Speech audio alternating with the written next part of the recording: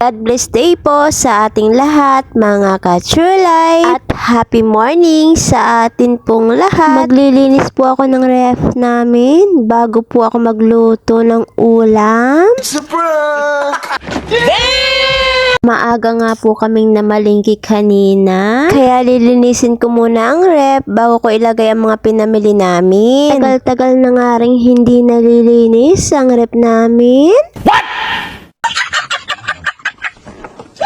Dahil nga pila na naman ang mga gawain, nagmamadali na ako maglinis ng ref. At magluluto pa nga po ako ng adobong paa ng manok. Dahil nga adobong paa ang ating lulutuin, ihanda ng lamesa. At tatagay na. Charot!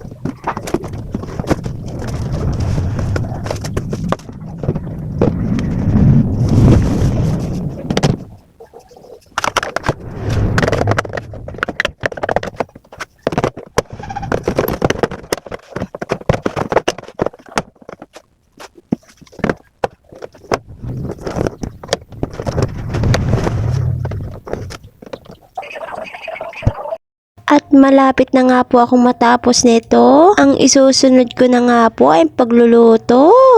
Kasi nga po nakahanda na lahat, lulutuin na lang po natin. Inilagay ko po ang bawang. Sunod ko naman po ang sibuyas. Yummy! Nilagyan ko din po ng luya para hindi malansa. Paano masabi? Ganun talaga. Iba nang may alam by Kuya Kim. Nilagyan ko din po ng sili para may laban. Parang may naamoy ako hindi maganda.